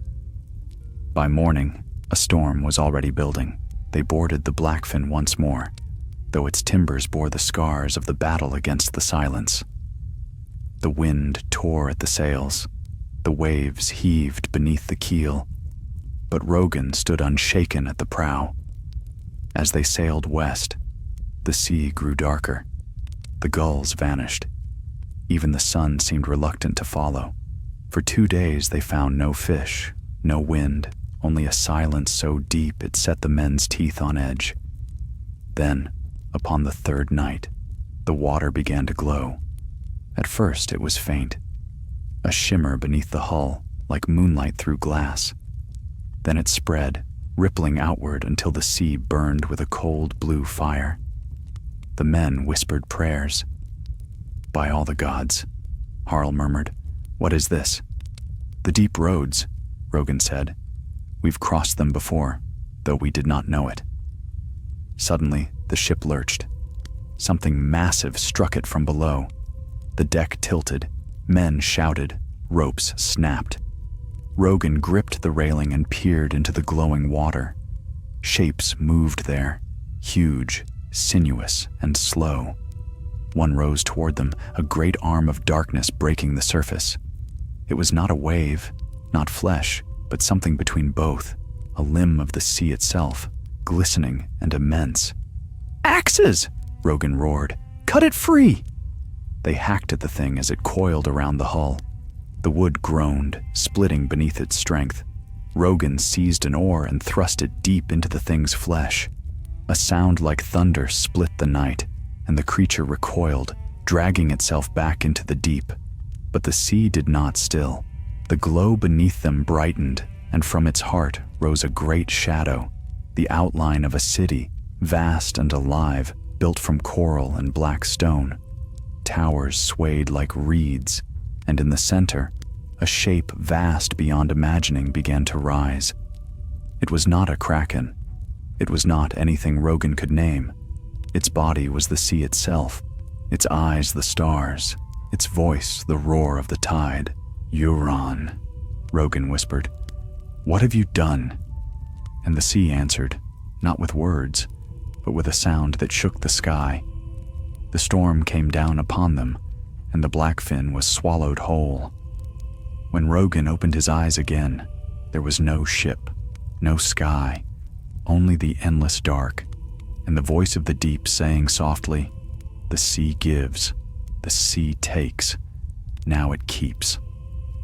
Darkness closed around Rogan like a shroud. He drifted in the cold, unending void beneath the sea, where even light dared not tread.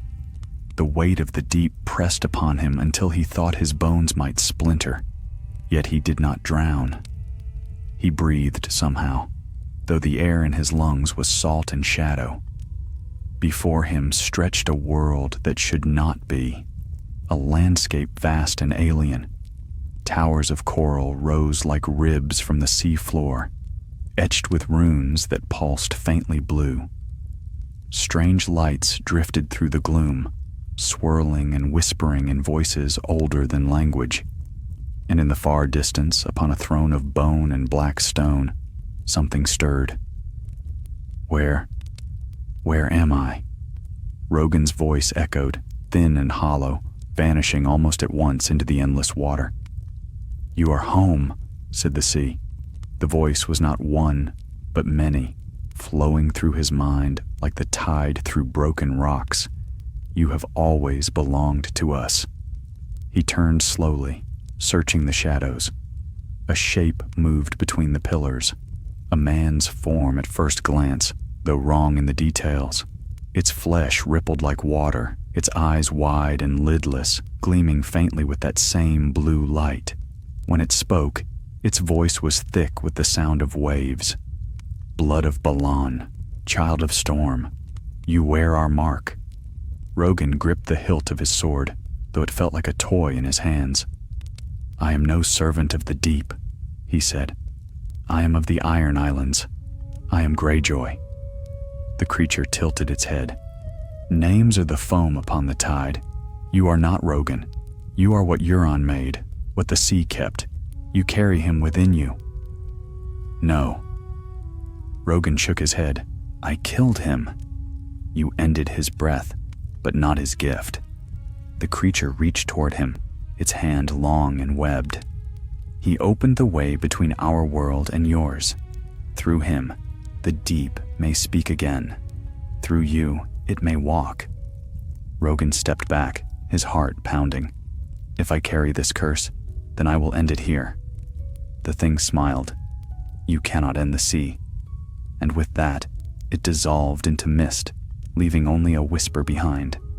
Remember. Rogan turned and began to walk. The sand beneath his feet was soft, the water thick as oil. He could see no sky, no surface, only the endless expanse of that drowned realm. All around him, figures moved in the shadows. Pale men with empty eyes, women whose hair floated like seaweed, children who sang in voices made of bubbles. The drowned, countless and eternal, their faces twisted in quiet worship. He passed beneath an arch of stone carved with strange symbols. Beyond it lay a vast cavern lit by columns of faint light that fell from cracks above. In its center, the great throne loomed, carved from coral, its surface glimmering with veins of silver. Upon it sat a figure he knew too well. Euron Greyjoy smiled down at him, one eye black, one burning blue. His armor was fused to his skin now, his flesh rippling with scales that gleamed like pearls. Around him knelt the drowned men, their mouths open in voiceless prayer. You see, nephew, Euron said softly, the sea never forgets her chosen. Rogan raised his sword, though his arms trembled with fury and dread. You should be dead. I am, said Euron, and yet I am not. Death is only another current in the tide. You sent me here, and I became what I always sought. The sea gave me truth. The drowned god is not a god at all, but the gatekeeper of this place, the threshold to something greater. What have you done? Rogan demanded. What I was born to do. Euron rose from his throne, his voice deepening. The surface world has forgotten its debts. Men pray to false gods and think themselves lords of the sea. But the sea is older than gods or kings. It remembers. It hungers. He extended his hand. Join me, Rogan. Together we can remake the world above. You felt it, didn't you? The pull in your dreams, the whispers. You belong here as much as I do. You cannot deny the blood that binds us. Rogan's grip tightened on his sword. I'll die before I kneel to you. Euron's smile was slow and cruel. You already have. The drowned thralls moved as one, surging toward him. Rogan swung his blade, cleaving through pale flesh and black water. The corpses fell, but others rose to take their place. He fought his way through them, each strike heavier than the last, his breath burning. The water glowed brighter with every drop of blood that spilled, until the whole cavern shimmered blue. "You can't fight the tide forever," Euron said, stepping closer. "Every drop of water that touches you carries my mark." Rogan's strength faltered. He stumbled to one knee, the sea pressing harder against his chest. Euron loomed above him, both hands raised. The water around them swirled into a vortex, dragging the drowned into its heart. Rogan felt himself slipping, his thoughts dimming. But then, he remembered the voice that had spared him once before, the voice that had said, "Not yet." He closed his eyes and let the sea fill his lungs. The current changed. The light around him shifted from blue to silver. A great pressure built within him, bursting outward in a wave that threw Euron back. The drowned scattered, their bodies torn apart like foam. Rogan rose, his eyes glowing faintly, his voice no longer his own. "The sea keeps no master," he said, his words echoing through the water. Euron roared and rushed him, their blades clashing once more. The sound was like thunder beneath the waves. Rogan drove his sword through his uncle's chest, the steel sinking deep. Euron's blue eye flared, then went dark. The water stilled. For a long time, Rogan stood there, surrounded by the quiet. The drowned lay motionless, the light fading from their eyes. The throne cracked, the coral turning to dust. He felt the pull again, but this time it did not come from below. It came from above, the surface. Rogan swam toward it, the weight of the deep dragging at his heels. His lungs burned, his muscles screamed, but still he climbed. The light grew brighter. He broke through the waves with a gasp that tore the air from his chest. He floated there beneath a gray sky, rain falling in soft sheets. The world was silent save for the beating of his heart. Around him, the sea lay calm once more. When the men of Pike found him 3 days later, he was alone, adrift upon a shattered plank of the Blackfin. His eyes were dark again, his voice hoarse. "It's over," he told them when they brought him ashore. "He's gone." They asked what he had seen, but he only said, "The sea dreamed, and now it sleeps again."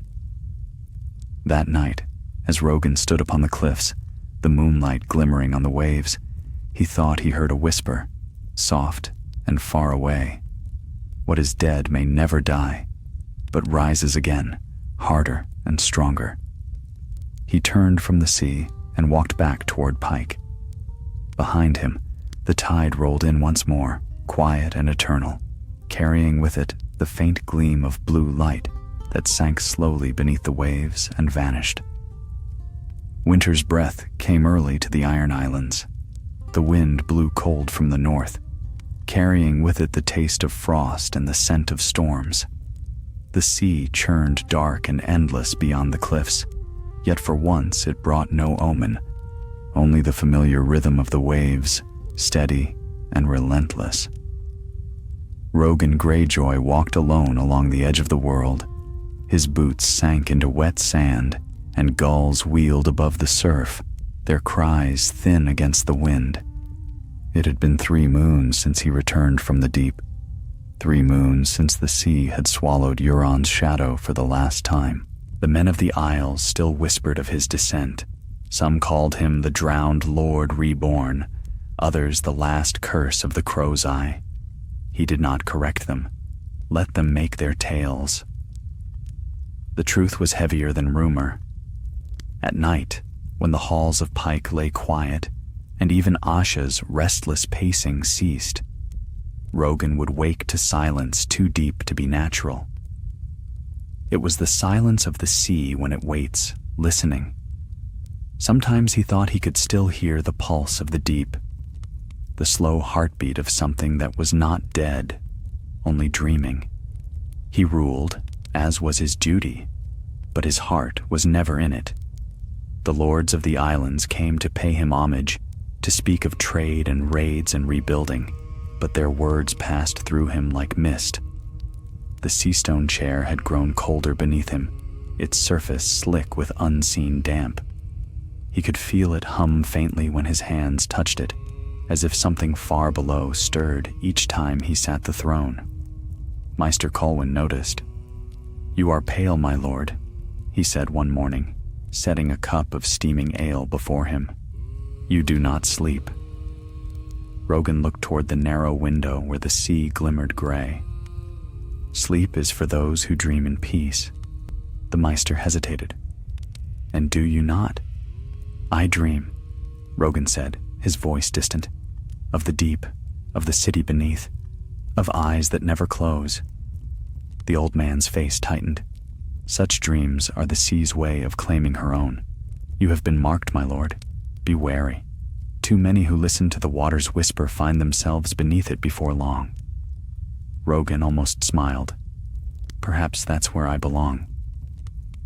That night, a storm came out of the west. The waves struck the cliffs with the fury of 1,000 hammers, and lightning clawed the sky. Rogan stood upon the battlements, the rain lashing his face, and felt the wind tear at his cloak. "Still calling to me, are you?" he murmured to the sea. "You've taken enough." The thunder answered him. He stayed there until Asha found him at dawn. "You'll drown up here before the sea gets the chance," she said, pulling his cloak tight around his shoulders. He turned to her, the weariness etched deep in his face. "Tell me something, sister. Do you think we were ever meant to rule? Or are we only the sea's playthings, moved and broken at its whim?" Asha studied him for a long moment. "We're Greyjoys," she said finally. "We take what's ours, and we pay the iron price. That's all we've ever been." Rogan nodded slowly. "Aye, the iron price." He looked out toward the horizon, where a pale sliver of dawn cut through the mist. And what if the sea asks a price none of us can pay? She had no answer for that. In the weeks that followed, strange tidings came again. Fishermen spoke of voices beneath the waves, calling to them by name. Nets rose heavy with fish that bled black when gutted. On the westernmost isle, an entire crew vanished, leaving behind a ship adrift, its decks slick with salt and blood, its anchor chain broken clean through. Rogan sent men to investigate. None returned. One evening, as the sun sank red into the sea, Harl came to him, his face pale. "My lord," he said, "the tide is wrong." Rogan frowned. "Wrong?" "The tide rises when it should fall, and falls when it should rise. The Maester says the moon's to blame, but I've lived 50 years on these isles. The sea's never lied to me before." Rogan's stomach turned cold. "Ready the ships," he said. By nightfall, they were sailing west once more. Asha stood beside him at the prow, her hand tight on the rail. The wind was strange, neither warm nor cold, neither friend nor foe. The stars were gone, swallowed by clouds, and the water beneath them shimmered faintly, as if lit from below. "Do you think it's him?" Asha asked quietly. Rogan's jaw tightened. "No, the sea keeps him. This is something else." After hours of sailing through fog thicker than smoke, the lookout cried out, "Land!" But it was no land any man of the Iron Islands knew. The mists parted to reveal a rise of black stone jutting from the sea like the spine of some great beast. Upon it stood ruins, arches of coral and broken columns, slick with moss and gleaming faintly in the dim light. The crew murmured prayers. Rogan said nothing. He knew this place. He had seen it in his dreams. They made landfall at low tide, torches flickering in the mist.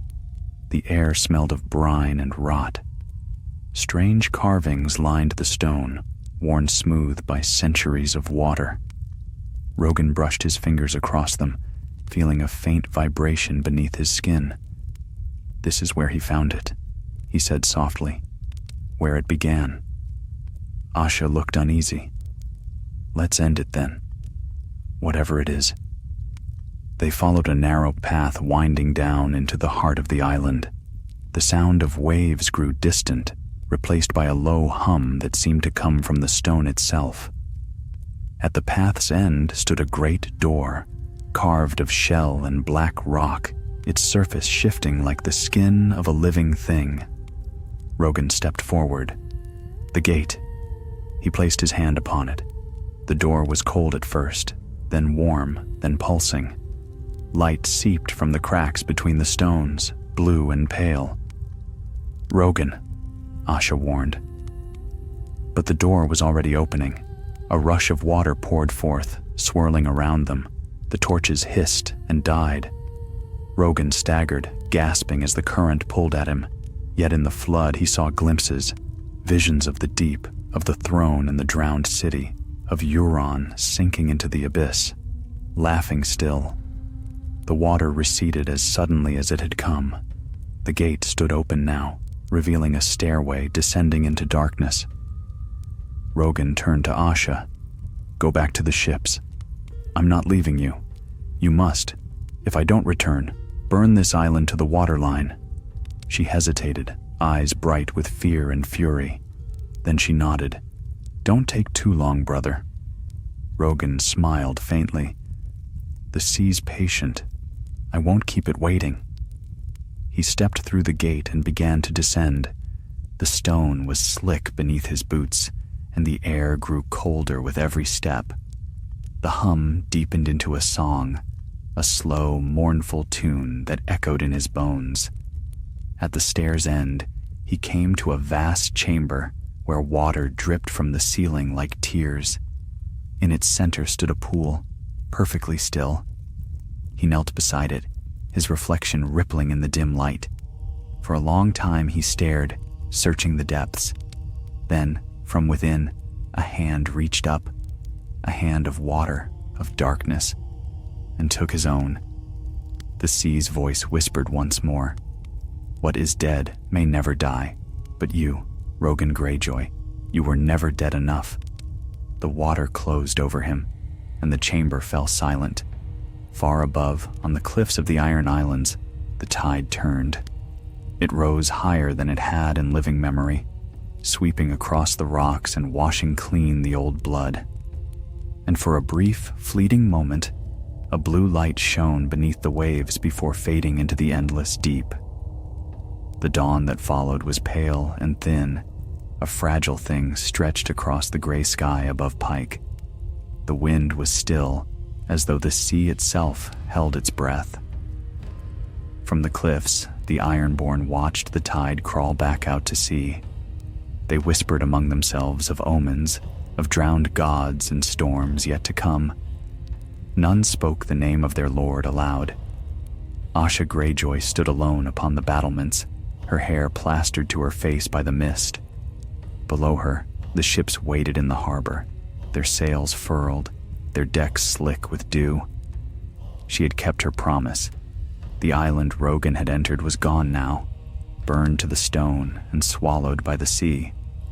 The fire had burned blue, brighter than any she had seen, and when it died, the waves rolled smooth as glass. No man had seen Rogan since. She had waited 7 days before lighting the pyres.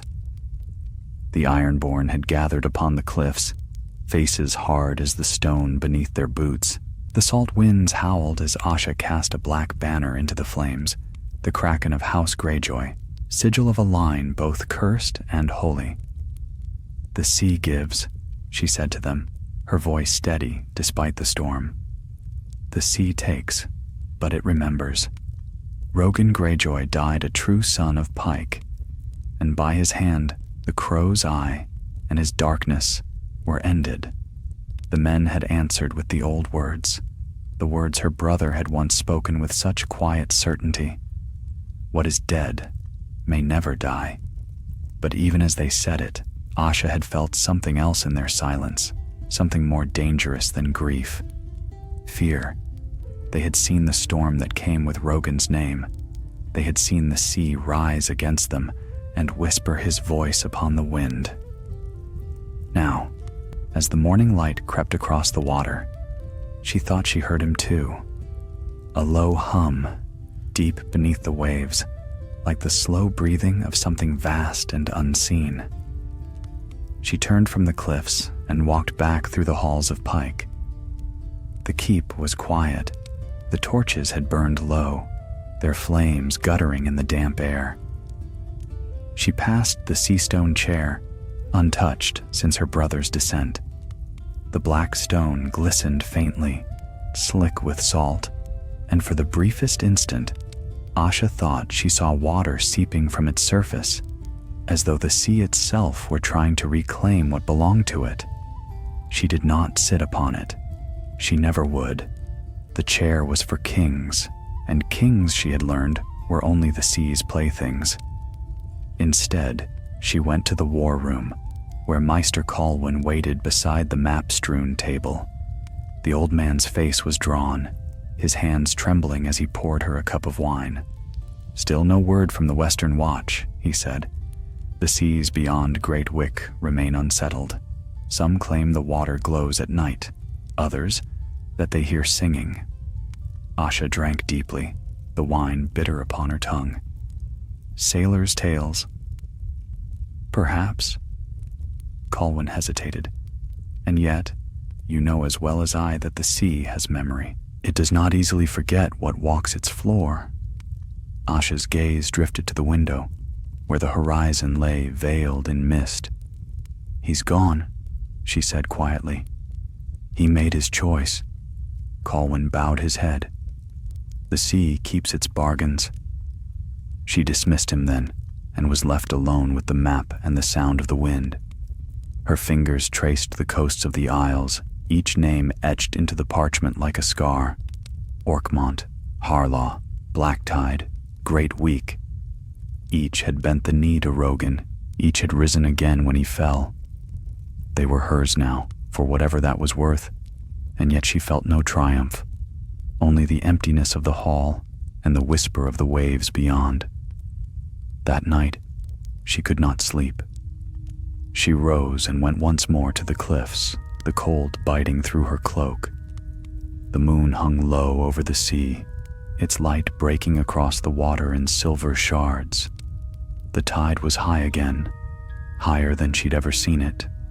Foam curled around the rocks like the grasping fingers of drowned men.